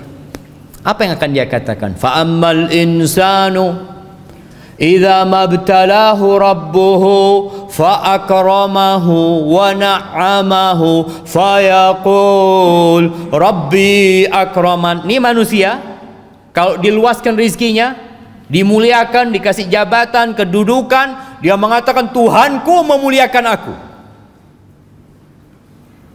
Wa idza ibtalahu faqadara alaihi wa amma idza fa ammal insanu idza mabtalahu rabbuhu fa akramahu wa na'amahu fa yaqulu rabbi akraman wa amma idza ibtalahu faqadara alaihi rizqahu fa yaqulu rabbi ahana. Kalau disempitkan rezekinya, apa kata dia? Tuhanku menghinakan aku. Enggak, kalla, enggak seperti itu jemaah. Jadi kita harus tahu bahwasanya harta dunia itu bukan standar cinta Allah kepada hambanya, bukan. Jangan pernah berpikir kalau orang itu jadi bupati, orang itu jadi gubernur, jadi presiden, atau dia memiliki jabatan dan kekayaan, oh berarti Allah cinta sama dia, Allah memuliakan dia. La, kalla. Enggak. Dunia ini bukan standar. Bahkan Nabi SAW mengatakan innallaha yu'tid dunya man yuhibbu wa man la yuhib. Allah membagi dunia ini kepada yang Allah cintai dan kepada yang Allah tidak cintai. Allah berikan dunia, jabatan, kerajaan, kekuasaan kepada siapa? Fir'aun. Allah kasih Fir'aun. Bayangin bagaimana kerajaan Fir'aun, bagaimana sungai mengalir dari istana Fir'aun, bagaimana dia memiliki bala tentara dengan jumlah 600.000 tentara pada masa itu, Fir'aun. Dan bagaimana Nabi Musa alaihissalam hidup mengembala kambing 10 tahun. Nabi Musa mengembala kambing, subhanallah. Jadi Allah itu berbagi dunia kepada siapa saja. Wala yu'til iman illa man yuhib. Tapi Allah tidak berbagi keimanan kecuali kepada orang yang Allah cintai. Artinya kalau antum dapat rizki, kemudian antum semakin dekat sama Allah, bukan rizkinya yang menandakan cinta Allah, tapi kedekatan antum sama Allah, tambahnya iman antum. Alhamdulillah Ustaz, dulu anak nggak pernah sholat malam Ustaz. Sekarang sejak pandemi ini bisa sholat malam, nikmat. Anak dulu nggak pernah sholat duha Ustaz. Alhamdulillah sejak di PHK tiap hari sholat duha Ustaz. Karena tak ada lakonnya dia ya, sholat duha. Tapi alhamdulillah gitu loh. Ini berarti ada sebuah karunia Allah kepada dia, karena dia jadi lebih dekat sama Allah Azza wa Jalla. Banyak orang jamaah kalau dapat rezeki itu lupa sama Allah. Tabiat manusia. Jadi kalau lagi susah soft pertama. Makanya kalau antum lihat yang di soft pertama ini kadang-kala kalau nggak pernah lihat soft pertama, oh di otang dengan ini. Kadang-kala karena nggak pernah soft pertama. Tapi kalau dia lagi banyak rezekinya, kadang-kala telat-telat datang. Itu ya itu godaan dunia. Maka hati-hati. Taib. Ini kayaknya pertanyaan terakhir jamaah. Apakah rizki yang sudah ditetapkan pada manusia itu bisa tertahan karena perbuatan kita, Ustaz? Ahibati fillah, yang memberikan rizki itu Allah, dan Allah sudah membuat keputusan bagaimana rizki itu diambil. Maka kata Nabi SAW, sebagaimana Jibril menghembuskan di hati Nabi SAW, wala yahmilannakum istibta'u rizq, jangan sampai perasaan lambatnya rizki, tertahannya rizki kita, akhirnya kita menempuh cara yang haram. Terus gimana? Karena yang di sisi Allah tidak dapat dicari, tidak dapat diraih kecuali dengan ketaatan kepada Allah Azza wa Jalla. Loh, tapi Ustaz, Anda lihat fulan dengan cara yang haram pun banyak fulusnya. Iya, tapi dia nggak akan dapat berkah dari harta yang dia miliki. Nggak ada berkah aja. Antum melihat perampok sekali dapat berapa? 400 juta. Seminggu tak ada aja. Habis. Orang bisa hidup dalam setahun dengan gaji 2 juta sebulan, berarti setahun dia berapa yang dia habiskan?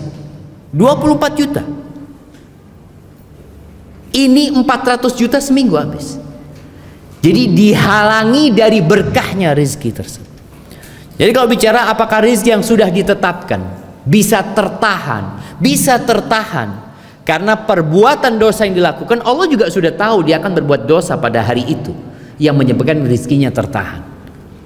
Makanya kata Nabi SAW, innal abda la yuhramur rizq bidzambin yusibuh. Sesungguhnya hamba dapat tertahan dari rizkinya, terhalangi dari rizkinya gara-gara dosa yang dia lakukan. Mungkin tadi Anda sampaikan jumlahnya tetap dapat dia jemaah.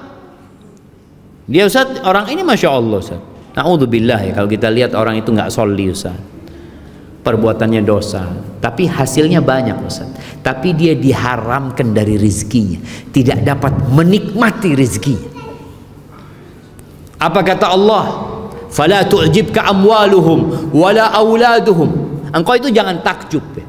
Jangan heran sama hartanya orang-orang kafir, sama anak-anak mereka yang sukses. Kenapa? Innama yuridullah liyu'adzibahum biha fil hayatid dunya. Allah itu hendak mengadab mereka dengan harta itu, dengan anak-anak mereka dalam kehidupan dunia ini. Karena sebenarnya rizki itu adalah yang bermanfaat buat kita. Kalau gak bermanfaat buat apa jemaah? Kita punya fulus banyak buat apa? Orang di rekeningnya ada 1 M, tapi dia makan gak bisa makan. Dia nasi putih sama telur bas. Itu becaan. Fulusnya tidak banyak, semua bisa dia makan. Kita kalau melihat nominal rizkinya lebih banyak mana? Lebih banyak itu orang kaya yang punya 1 M. Ini tukang becak punya berapa? Tapi lebih banyak mana rizkinya? Tukang becak. Ketika dia dapat makan, memanfaatkan apa yang Allah ciptakan untuk kehidupan dia jemaah. Jadi rizki itu yang bermanfaat buat kita. Maka jangan takjub dengan ya orang-orang yang kaya raya, yang anaknya sukses tapi mereka tidak bertakwa kepada Allah, itu akan jadi azab buat mereka. Jadi kalau bicara apakah bisa tertahan rizki yang sudah ditetapkan? Nah, bisa tertahan gara-gara dosa. Dan dosa itu pun Allah sudah tahu kapan akan dilakukan manusia. Haibati fillah, ada sebuah doa yang dinisbatkan kepada Nabi Dawud alaihissalam dan juga dinisbatkan kepada Nabi kita Muhammad alaihissalam. Beliau berlindung dari 5 hal. Mungkin kita semua pernah mendengarnya, tapi anak ingatkan ini sudah di akhir Jumat. Mungkin antum bisa gunakan untuk membaca doa ini. Allahumma inni a'udzubika min jarisu. Ya Allah, aku berlindung kepadamu dari tetangga yang buruk. Dari tetangga yang buruk. Tiap hari kita kumpul sama dia, kita berlindung kepada Allah. Yang kedua, wa min zaujin tushayyibuni qabla al-masyib. Dan aku berlindung kepadamu ya Allah dari pasangan hidup yang membuatku beruban sebelum waktunya. Ada orang yang lihat ubannya belum waktunya sudah keluar semua, gara-gara istrinya kadang-kala. Iya, tuntutan ini itu macam-macam. Nabi berlindung. Yang ketiga, wa min waladin yakunu alayya rabban. Aku berlindung dari anak yang jadi penguasa atas orang tuanya. Jadi anak nyuruh-nyuruh bapaknya. Ada kan yang seperti itu. Jadi anak ini diperintahkan sama bapaknya ini disuruh-suruh sama anaknya, ibunya disuruh-suruh sama anaknya. Jangan sampai punya anak seperti itu. Yang keempat, wa min malin yakunu alayya adaban. Dan aku berlindung kepadamu ya Allah dari harta yang jadi azab buat aku. Bagaimana jadi azab tadi? Kita kepikiran sama fulus ini, padahal kita nggak menikmatinya. Cuma jadi beban buat kita, nggak bisa tidur ini. Jangan sampai. Dan nanti pada hari kiamat kita akan dihisap dengan harta tersebut. Dan boleh jadi akan menyeret kita ke neraka. Yang kelima, wa min khalilin makir. Dan aku berlindung kepadamu ya Allah dari sahabat, dari teman setia yang pandai bermakar. Ainahu tarani wa qalbuhu yar'an. Matanya selalu memperhatikan aku, hatinya terus mengawasi aku. In ra'a hasanatan dafana. Kalau dia melihat kebaikan, dia tutupin kebaikan aku. Wa in ra'a sayyi'atan adha'aha. Kalau melihat aku berbuat salah, dia sebarkan kemana-mana. Maka baca doa itu. Dan ada sebuah doa juga yang sering Nabi baca di majlisnya bersama para sahabatnya. Dengan itu anak akan menutup kajian ini. Allahumma qsim lana min khasyatika ma tahulu bihi bainana wa baina ma'asik, wa min ta'atika ma tuballighuna bihi jannatak, wa minal yaqin ma tuhawwinu bihi alaina masaibad dunya, wa matti'na bi asma'ina wa absarina wa quwwatina ma ahyaitana waj'alhu alwaritha minna waj'al tha'rana 'ala man zalamana wansurna 'ala man 'adana wa la taj'al musibatana fi dinina wa la taj'al ad-dunya akbara hammina wa la mablagha 'ilmina wa la tusallit 'alaina man la yarhamuna. Wa subhana rabbika rabbil izzati amma yasifun wa salamun alal mursalin walhamdulillahi rabbil alamin. Ana kembalikan ke moderator. Jazakumullah khair.